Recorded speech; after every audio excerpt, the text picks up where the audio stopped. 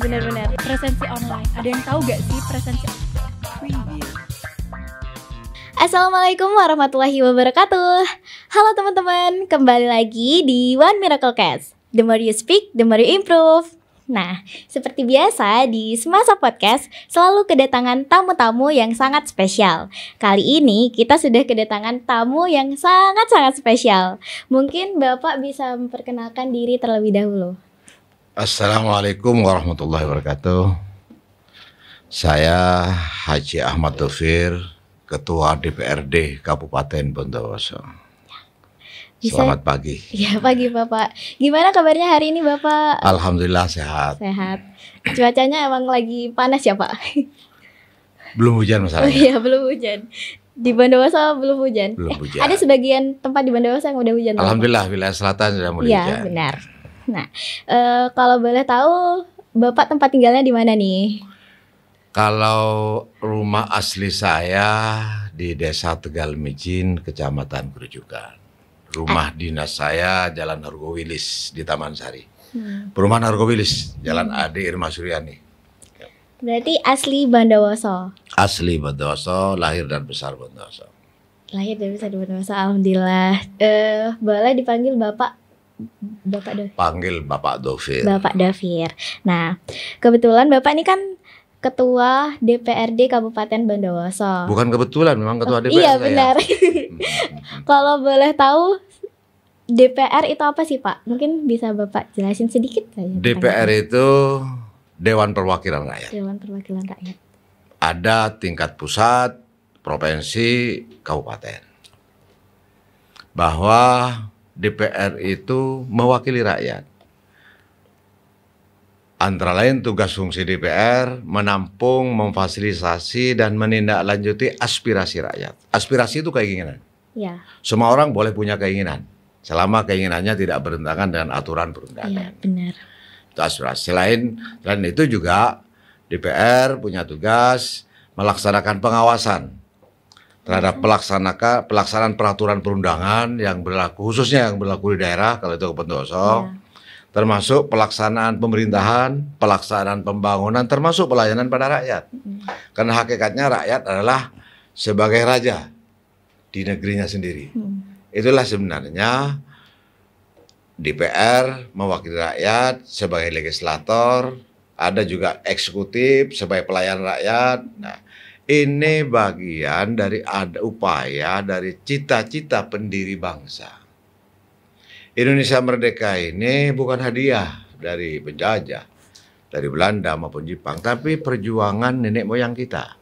Kita tahu, sudah diajarikan dengan Pak Guru-Bu Guru, bahwa Indonesia ini dijajah 300 tahun lebih, Ya. 3 tahun lebih oleh Jepang, kan itu. Nah, para nenek moyang kita berjuang untuk bagaimana Indonesia merdeka. Perjuangan mereka tentu diawali dengan sebuah kesepakatan. Setelah merdeka nanti bentuk negara kita ini seperti apa? Ada dua sistem pemerintahan di negara di dunia ini. Ada negara monarki, ada negara demokrasi. Ya. Negara monarki itu tidak ada keterwakilan rakyat. Negara monarki itu adalah negara kerajaan. Undang-undang yang berlaku di negara monarki itu adalah apa yang disampaikan oleh raja. Tapi pendiri bangsa kita ini bersepakat mendirikan sebuah negara demokrasi. Demokrasi itu apa? Dari rakyat, oleh rakyat, untuk rakyat. Tetapi tidak sekedar demokrasi. Dalam perjuangan menuju Indonesia merdeka, kemudian tentu jangankan seluas negeri kita ini. Dalam rumah tangga, dalam sekolah saja ada dasar, ada aturan, ada tata tertib, ada dan sebagainya. Nah, kemudian disepakati setelah Indonesia merdeka nanti dasar negara kita apa? Bentuk negara kita apa? Demokrasi. Tentu dasarnya apa? Pancasila. Ya. Makanya kemudian demokrasi kita disebut demokrasi Pancasila. Pancasila ini apakah dibuat oleh Bung Karno atau Bung Hatta? Tidak. Kan sudah diajarikan di sekolah. Nah, bahwa ada 9 tim perumus Pancasila. Salah satunya ya Bung Karno, Bung Hatta, ada Kiai Wahid Hasyim. Kiai Wahid Hasyim ini putra dari pendiri Nahdlatul Ulama, Kiai Hasyim Asy'ari. Orang Ponjogati itu kan orang-orang NU kan? Iya. Ya. Orang ayah dari Gus Dur, presiden kita, mantan presiden kita. Artinya apa? Disepakatilah dasar negara kita Pancasila, yaitu 1. Ketuhanan yang Maha Esa, 2. Kemanusiaan yang adil dan beradab, 3. Persatuan Indonesia, 4. Kerakyatan yang dipimpin oleh hikmah kebijaksanaan dalam permusyawaratan perwakilan, Iya. Ada di 5. dalam Keadilan Pancasila. sosial bagi seluruh rakyat Indonesia. Ini pondasi negara kita sebagai negara demokrasi. Makanya kemudian ketuhanan yang Maha Esa, mananya apa? Negara ini negara beragama, bukan negara agama. Ya, Negara beragama. Negara yang melindungi warganya dalam hal melaksanakan keyakinan agamanya. Kenapa? Karena Indonesia merdeka ini bukan hanya perjuangan satu kelompok agama. Benar.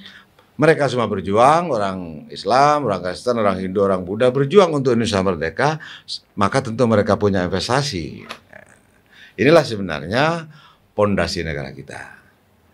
Negara melindungi warganya dalam hal melaksanakan keyakinan agamanya. Lah, sila keempat yang ada kaitan dengan DPR, sila keempat, kerakyatan yang dipimpin oleh hikmat kebijaksanaan dalam permusyawaratan perwakilan. Rakyatlah yang menentukan masa depan bangsa dan negara ini. Benar. Tetapi apakah, Pak, saya ini rakyat, kok tidak pernah diajak berembuk? Kan kadang gitu. Katanya kekuasaan di tangan rakyat. Kok saya tidak pernah diajak rembuk untuk membangun jalan ini, membangun jembatan, membangun sekolah, macam-macam. Termasuk peraturan-peraturan yang diberlakukan di daerah, kok tidak? Itulah yang dimaksud keterwakilan.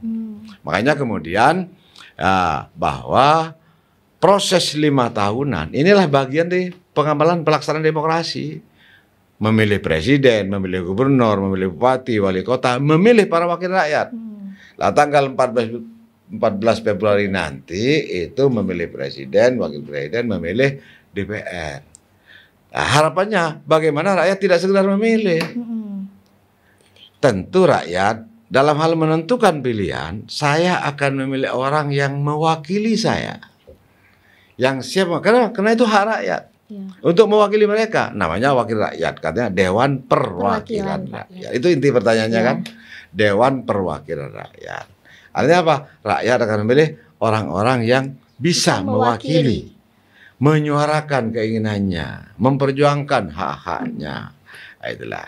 Ini penting dipahami oleh seluruh masyarakat Bondowoso, oleh adik-adik, terutama siswa.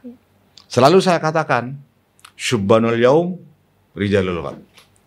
Pemuda-pemudi hari ini adalah calon pemimpin masa depan. Saya selalu katakan, saya akan menjadi pemimpin yang gagal di saat saya tidak bisa mempersiapkan calon penerus. Artinya apa? Adik-adik semangat belajar, terus tentu akan melanjutkan kepemimpinan masa depan bangsa dan negara. Itu. Jadi masa depan bangsa itu ditentukan oleh masyarakatnya sendiri, oleh rakyatnya sendiri. Maka tidak bisa kemudian rakyat, ini apa kata saya, sudah disepakati oleh pendiri bangsa. Penyelenggara pemerintahan ini ada 3. Eksekutif, legislatif, yudikatif. Ini satu rumah, tapi beda kamar. Ada kamar eksekutif, ada kamar legislatif, ada kamar yudikatif. Kamar eksekutif ini eksekutor. Eksekutif ini yang melaksanakan. Presiden, gubernur, bupati, wali kota, dia yang merencanakan beberapa rancangan peraturan daerah, undang-undang dan sebagainya, merencanakan pembangunan, apa yang akan dibangun, dia rencanakan sesuai dengan kemampuan anggaran. Begitu selesai disusun, diserahkan ke DPR, diserahkan ke para wakil rakyat untuk dibahas dan disetujui oleh. Dan di DPR pun bukan saya sendirian yang bahas. Di Bondowoso ini ada 45 orang anggota dewan, yang di sana itu ada dari PKB, PKB 14 kursi, saya ketua PKB yang juga ketua DPR karena Bondowoso menang, ada PDI, ada Golkar, ada P3, ada PAN, PKS, termasuk Gerindra, Demokrat. Lah, 45 orang ini berembuk. Nah, berembuk di alat-alat kelengkapan dewan, mulai dari fraksi, komisi dan alat kelengkapan lain, dibahaslah usulan eksekutif. Yang kemudian setelah dibahas bersama alat kelengkapan lain, terakhir di paripurna saya memimpin sidang. Nah, kemudian saya tawarkan kepada anggota DPRD, saya pegang palu. Ini paling tidak siap-siap kalau jadi ketua DPRD ya. Rezara ya. Iya, Nah, siapa? pada waktu saya pegang palu, setelah dilakukan pembahasan bersama eksekutif, bukan hanya DPR yang bahas, termasuk juga bupati yang dalam hal ini diwakilkan kepada para kepala dinas, sekda dan sebagainya. Begitu setelah selesai pembahasan, ada kesepakatan, tapi kan perlu disahkan. Lalu saya mimpin sidang, apakah APBD tahun 2024 disetujui untuk ditetapkan menjadi peraturan daerah? Setuju, baru dong. Itu bukan paduan suara. Tetapi karena memang mereka sudah membahas sebelumnya, dibahas dari komisi, alat kelengkapan dewan dan sebagainya. Setuju, baru dong. Kalau ada masalah yang mungkin belum disepakati, interupsi. Interupsi. Nah, begitu interupsi saya belum dok. Itulah mekanisme pembahasan di DPR antara lain. Itu Pak Zahra ya, paling tidak ya adik-adik kita yang ada di sini, Pak Zahra paling tidak berpikir mempersiapkan diri untuk menjadi calon pemimpin masa depan. Kalau boleh tahu, Bapak menjadi anggota DPR itu sejak kapan, Pak? Sejak Pak Zahra belum lahir. Saya 2005. Mungkin belum bapak ibunya belum nikah mungkin. Iya. Lahirnya tahun berapa? 2005. 2005. Saya sudah jadi ketua DPR. 2004 saya sudah ketua DPR. Saya menjadi anggota DPR mulai tahun 92. 92. Berarti udah 32 tahun. 32. Ya. 32 tahun. Cukup lama ya, Pak? Cukup lama. Makanya menunggu adik-adik SMA 1 ini bagaimana juga kemudian berproses gitu ya. Makanya jangan kemudian alergi. Orang kadang-kadang ini alergi politik, ini salah. Iya. Justru kita hidup di negara demokrasi ini, negara yang dirakyat oleh rakyat untuk rakyat, wajib berpolitik. Salah kalau kemudian alergi terhadap politik. Ini memang sengaja diisukan oleh pihak-pihak yang tidak suka terhadap kehidupan berdemokrasi, kemudian masyarakat di virus, untuk apa berpolitik? Politik jahat, curang, itu yang Pak salah. Politik ini sebenarnya, politik itu adalah upaya, cara untuk mencapai tujuan. Iya, benar. Itu politik.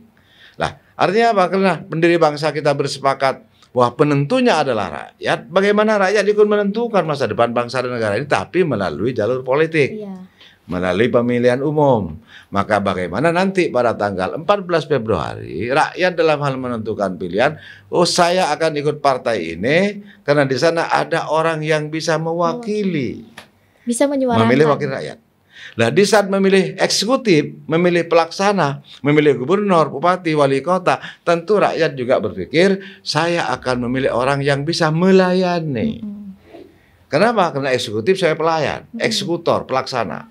Yang tentu yang akan siap melayani, siap memenuhi kebutuhan dasar rakyat di bidang pendidikan, kesehatan, fasilitas, termasuk infrastruktur, sandang, papan, pangan. Tentu anggaran yang dimanfaatkan untuk kesejahteraan rakyat ini setelah dibahas bersama para wakil rakyat. Yang pada hakikatnya dibahas bersama rakyat, yang diwakili kalau bentosa oleh 40 orang wakil itu. Nah, kalau ini kemudian virus ini dibiarkan terus, maka tentu para pejuang, cita-cita para pejuang kemerdekaan akan kandas tentang demokrasi. Pendiri bangsa kita bersepakat, ayo kita setelah merdeka negara menjadi negara apa? Negara demokrasi. Demokrasi dari rakyat oleh rakyat untuk rakyat, bukan negara monarki. Nah, mungkin termasuk saya mungkin ya, itu kalau mau menjadi anggota DPR tuh seperti apa sih Pak? Kan salah satunya tadi jangan alergi terhadap politik. Ya, mungkin menjadi anggota DPR gampang. Gimana Pak?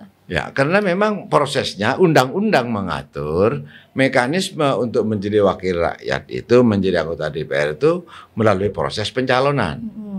Pencalonan melalui partai politik. Tidak bisa kemudian saya Pak kepingin jadi DPR, tapi saya mau calon sendirian tanpa partai. Salah, tidak bisa. Undang-undangnya mengatur harus melalui rakyat, melalui partai politik. Jadi ikut partai politik dan kemudian tentu menyampaikan visi misi seperti Dek Zahra maunya saya nanti cita-cita saya kepingin jadi DPR. Kalau saya jadi DPR akan memperjuangkan bagaimana nasibnya teman-teman sealumni SMA. Boleh, kalau SMA 1 boleh. Atau memperjuangkan bagaimana SMA 1 sudah maju dan sebagainya. Boleh, itu visi misi. Dan kemudian tentu melalui partai politik. Melalui partai politik, daftar di partai politik, tentu partai politik pun ya melakukan fit and proper test. Saya selaku ketua DPR, saya juga selaku ketua partai. Orang-orang yang saya calonkan lewat partai saya fit and proper test dulu. Bisa nggak dia nanti kira-kira jadi DPR? Jangan sampai kemudian masyarakat ya salah pilih malah. Setelah jadi DPR terus nggak bisa apa-apa. Jangan sampai kan begitu. Karena bentuk pertanggungjawaban pada rakyat. Lah begitu masuk proses pemilihan, masuk daftar di calon, baru diserahkan pada rakyat untuk dipilih. Nah, tinggal ya kalau kemudian teman-teman alumni SMA 1 semua satu suara mesti jadi dong. Kan itu. Lah, tetapi cita-citanya jelas, tujuannya jelas, tidak hanya sekedar saya selalu katakan, untuk apa jadi DPR kalau cuma sampai di DPR duduk-duduk. Tapi bagaimana kemudian dia memperjuangkan apa yang diinginkan oleh rakyat, apa yang diharapkan oleh rakyat, apa yang menjadi hak rakyat. Sekaligus menyetujui anggaran, karena menyetujui peraturan daerah baik itu berupa anggaran atau berupa aturan-aturan yang lain. Kenapa? Itu bukti bahwa inilah dari rakyat, oleh rakyat, untuk rakyat. Begitu. Kebetulan lagi, maaf ya Pak. Jadi kan Bapak udah 32 tahun nih menjadi anggota DPR. Nah, masalah atau suka duka yang udah Bapak alami tuh apa saja? Mungkin dari sukanya dulu deh, menjadi anggota DPR itu apa saja? Saya menjadi anggota DPR, contoh kecil dari banyak hal yang perlu yang saya perjuangkan. Suka, makanya saya sering katakan politik itu ibadah. Kalau orang mengatakan politik curang dan kotor itu salah. Politik itu ibadah. Contoh satu persoalan saja. Bagaimana akhir 2022 Kepala BPJS Pak Edi datang ke tempat saya, Pak Ketua, kalau anggaran BPJS Pak Ketua tambah 2 miliar, maka seluruh masyarakat Bondowoso yang penting berKTP Bondowoso ini akan mendapatkan pelayanan kesehatan gratis. Pada waktu itu seperti itu Pak Edi. Saya sampaikan Pak Edi, sampai sekarang datang ke Pendopo, sampaikan ke Pak Bupati bahwa saya sudah menyetujui anggarannya. Kenapa? Karena saya berpikir bahwa masyarakat kita, masyarakat Bondowoso di saat sakit, terutama masyarakat miskin, dia hanya punya seekor sapi, dia hanya punya seekor kambing. Di saat sakit, dia lebih eman ke sapinya, lebih eman ke kambingnya kan? Iya. Dia tidak mau jual sapinya, tidak mau jual kambingnya untuk bagaimana dia berobat. Nah ini kewajiban pemerintah. Ini yang saya maksud tadi, bahwa memenuhi kebutuhan dasar rakyat di bidang kesehatan. Contohnya, sehingga begitu anggaran disetujui oleh DPRD, dibahas bersama DPRD, yang anggaran dalam 1 tahun dalam APBD itu 45 miliar. Tahu 45 miliar? 45 miliar, 45.000 juta. Iya. Itu kita alokasikan untuk pelayanan kesehatan di masyarakat Bondowoso. Dalam 1 tahun? Dalam 1 tahun. Tahun depan pun akan kita anggarkan. Tujuannya apa? Agar, ini untuk kewajiban pemerintah, memenuhi kebutuhan dasar rakyat di bidang kesehatan saja. Belum ke bidang-bidang yang lain. Nah, di saat masyarakat, makanya sekaligus mungkin ya, podcast saya ini kepada masyarakat yang mendengar apa yang saya sampaikan, biar masyarakat merasa terlayani dengan baik, sehingga sudah dipersiapkan, sudah disetujui oleh DPR di anggarannya. Jadi siapapun yang berKTP Bondowoso, apakah dia punya KIS, apakah dia tidak punya BPJS, tetapi yang penting berKTP Bondowoso, maka sudah mendapatkan pelayanan kesehatan gratis. Kalau tidak punya BPJS, kalau tidak punya KIS atau mungkin diblokir, tinggal bawa KK, KTP pada waktu mau masuk puskesmas, pada waktu mau masuk rumah sakit, kemudian sampaikan ke petugas di sana, kan aplikasinya sudah siap. Iya. Masukkan UHC, Pak. Masukkan UHC, Bu. Maka akan mendapatkan pelayanan kesehatan gratis. Nah, ini penting juga. Manfaat kita prosesnya. Manfaat kita sehingga sekaligus memberikan pemahaman, penjelasan pada masyarakat. Lah tolong juga dibantu. Lah di saat masyarakat senang kan ibadah. Iya, benar. Kan itu sebenarnya. Di saat masyarakat yang seharusnya jual sapinya biasanya untuk biaya pendidikan anaknya terpaksa dijual karena sakit. Tapi karena saking cintanya pada anaknya, sapinya nggak dijual. Iya. Makanya banyak orang sakit di desa-desa itu begitu sehat menjadi sadikin. Jadi Sadikin. apa? Sakit jadi miskin. Kenapa? Karena jual sapinya, Karena jual jual kambing. sapi, Nah, ya. ini pemerintah harus hadir. Lah, makanya kemudian di Bondowoso ini sudah mendapatkan pelayanan kesehatan gratis. Yang penting ber-KTP Bondowoso. Yang penting ber-KTP Bondowoso. Itu satu contoh. Kalau saya sampaikan apa yang menjadi yang sudah kami perjuangkan mungkin 3 hari 4 hari kan. Iya. Tapi saya tidak dalam satu poin ini, contoh ini saja, belum di bidang pendidikan, belum di bidang yang lain. Nah, di saat seperti ini menjadi pahala kan? Iya, benar. Idkhalus surur ibadah, membuat orang senang itu ibadah. Itulah saya berpikir bahwa politik itu ibadah. Maka jangan salah berpikir bahwa politik kotor, curang dan sebagainya itu salah. Politik itu ibadah untuk kesejahteraan rakyat. Saya ngerti ya. Iya. Bapak kan udah menjadi anggota DPR dari 32 tahun. Terus untuk menjadi ketuanya itu sudah berapa? Kalau ketua saya sudah 4 periode karena proses pemilihan kan setiap 5 tahunan. Karena dalam Undang-Undang Dasar 45 itu semua jabatan politik itu masa jabatannya 5 tahun. Namanya sebagai implementasi dari sila keempat kerakyatan yang dipimpin oleh hikmat kebijaksanaan dalam permusyawaratan perwakilan, maka prosesnya harus melalui pemilihan. Dipilih oleh rakyat masa jabatan 5 tahun. Untuk menjadi ketua DPR tentu harus melalui partainya, partai pengusungnya harus menang. Begitu partai ini undang-undang, begitu partai, mohon maaf saya ketua PKB, maka PKB menang, maka tentu dapat jatah ketua DPR. Siapa yang akan diberi mandat jadi ketua DPR? Tentu kewenangan partai yang diberi mandat untuk jadi ketua DPR direkomendasi.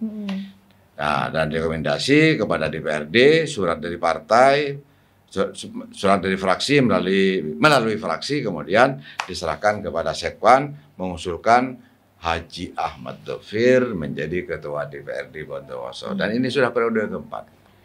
Mudah-mudahan ya seperti yang saya katakan tadi, suatu saat nanti ketua DPR-nya alumni SMA. Amin. Karena tidak mungkin saya selamanya seperti ini. Pasti ada pergantian, pasti ada regenerasi. Makanya saya berharap kepada adik-adik di siswa SMA 1 ini terus semangat belajar, terus bagaimana kemudian rasa percaya diri bahwa satu saat saya harus jadi pemimpin. Saya juga waktu kecil nggak mikir bahwa saya jadi ketua DPR. Tapi kenapa bisa? Kenapa bisa? Iya. Sederhana. Kalau saya bisa, Zara pasti bisa. Dan kawan-kawan harus bisa. Iya. Itulah menjadi penyemangat. Saya sederhana. Kalau orang lain bisa, kenapa saya tidak? Iya, benar. Saya kira itu ya. Kan 4 periode, berarti 20 tahun. Ya. Itu boleh tahun depan? Ini masih boleh. Berapa periode tuh Pak biasanya? Kalau per periode 5 tahun.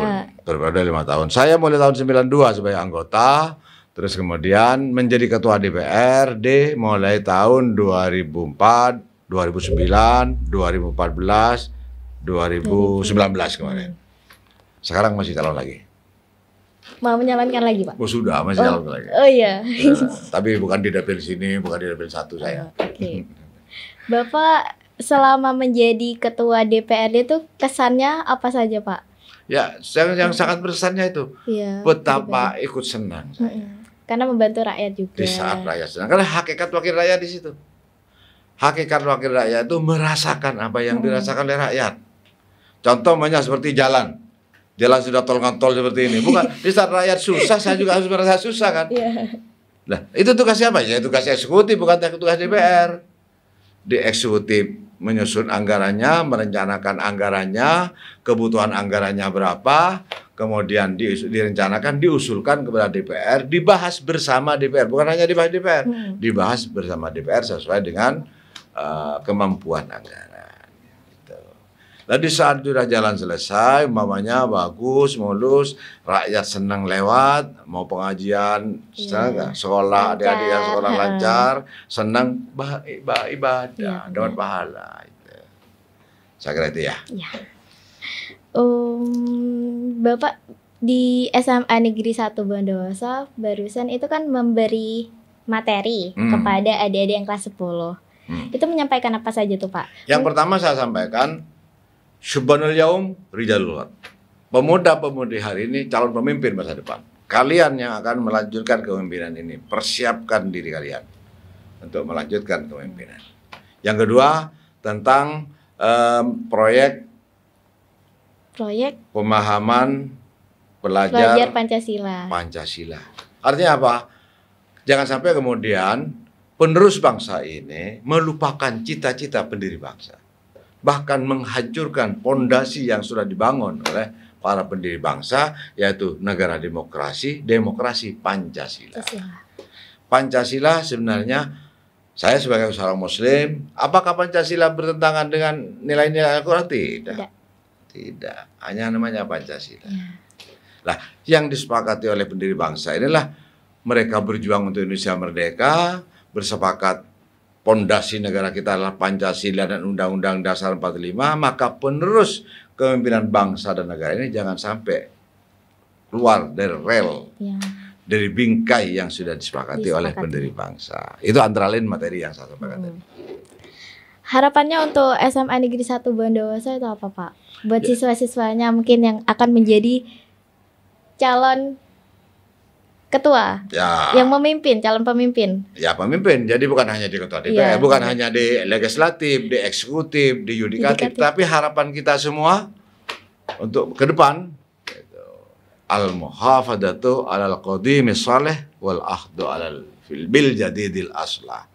Kita pertahankan hal-hal lama yang baik, kita buang jauh-jauh yang tidak baik. Wal akhdu bil jadidil aslah, dan cari inovasi baru yang lebih baik.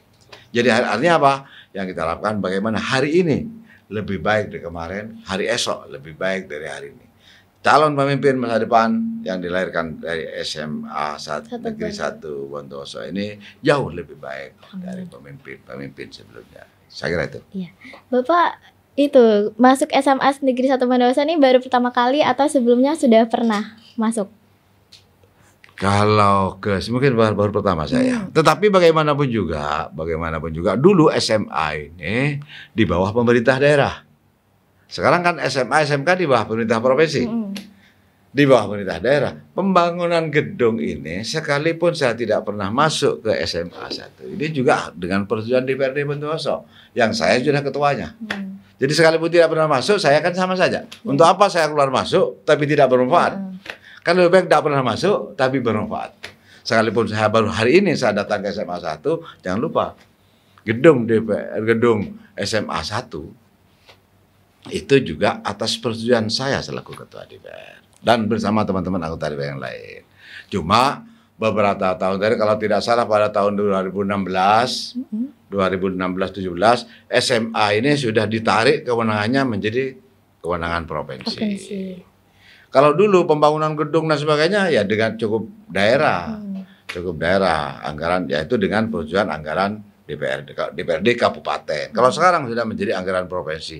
Tapi saya sudah mendengar, mudah-mudahan menjadi kenyataan bahwa anggaran untuk SMA SMK akan dikembalikan lagi ke daerah. Kalau dikembalikan lagi ke daerah itu jauh lebih bagus. Karena di saat dianggarkan di Jawa Timur, bagaimana juga melihat saya Jawa Timur.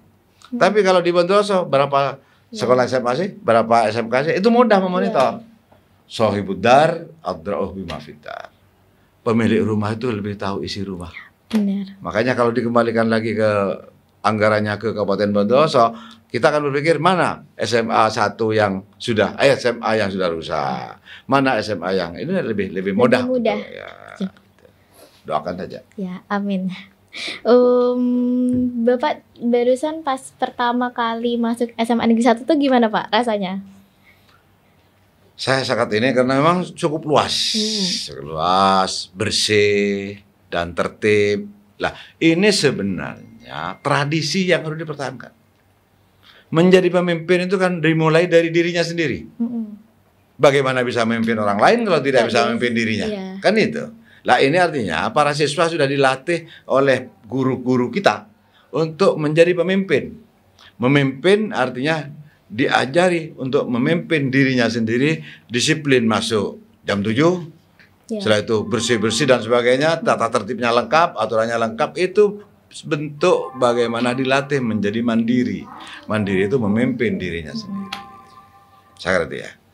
Mungkin ada pesan nih Pak buat guru-guru SMA Negeri 1 Bondowoso, siswa-siswa SMA Negeri 1 Bondowoso yang ingin Bapak sampaikan. Terima kasih kepada para guru. Saya teringat bagaimana pada waktu Jepang dibom atom oleh sekutu. Hiroshima, Nagasaki, porak-poranda, hancur. Banyak korban, gedung semua runtuh karena bom atom. Dan kemudian Perdana Menteri Jepang melaporkan ke Kaisar Jepang. Melaporkan bahwa Jepang lagi kena musibah, porak-poranda kena dibom atom. Begitu mendengar laporan dari Perdana Menteri Jepang, Kaisar Jepang, yang ditanyakan bukan berapa banyak korban, tetapi masih adakah guru. Artinya apa? Bahwa guru tidak hanya mengajar putra-putri masyarakat, tetapi mempersiapkan calon pemimpin masa depan. Lebih-lebih guru membentuk karakter anak menjadi calon pemimpin, minimal menjadi pemimpin dirinya. Maka jasa para guru, makanya kemudian guru sering dikatakan pahlawan tanpa jasa. Tetapi sebenarnya jasanya luar biasa. Saya menjadi seperti ini karena guru. Makanya tentu saya punya kewajiban untuk memberikan pemahaman, mengajak kepada adik-adik, hormati guru, patuhi guru, taati guru. Karena guru dengan ikhlas, tulus ikhlas, mempersiapkan calon pemimpin masa depan. Membentuk karakter, membentuk akhlak, mengajari akhlak mereka. Itu, saya kira itu terutama kepada para guru.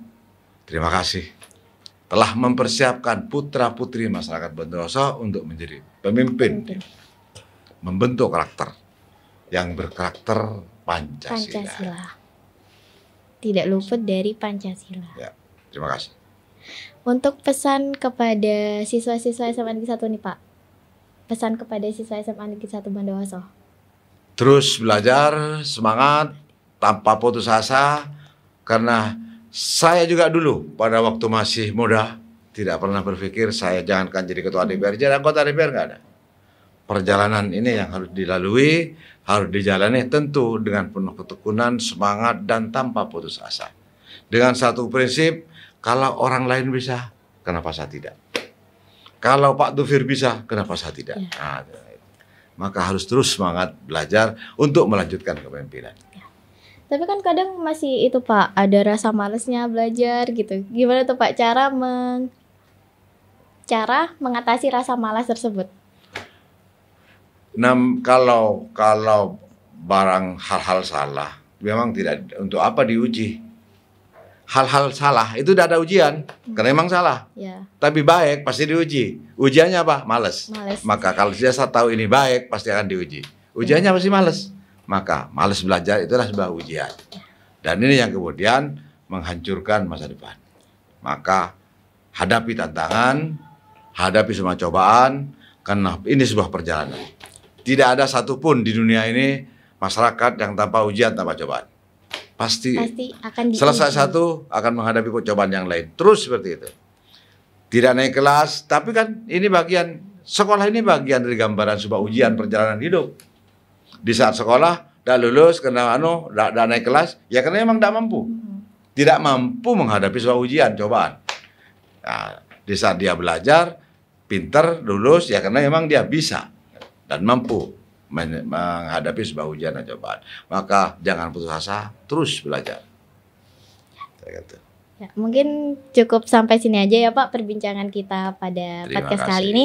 Terima kasih kepada Bapak Dafir yang sudah menyempatkan waktu untuk datang ke SMA Negeri 1 Bondowoso. Terima kasih juga kepada para penonton yang selalu setia menonton YouTube kita. Dan tunggu konten-konten menarik dari Semasa Podcast lagi. Oke, terima kasih teman-teman. Wassalamualaikum warahmatullahi wabarakatuh. Waalaikumsalam warahmatullahi wabarakatuh.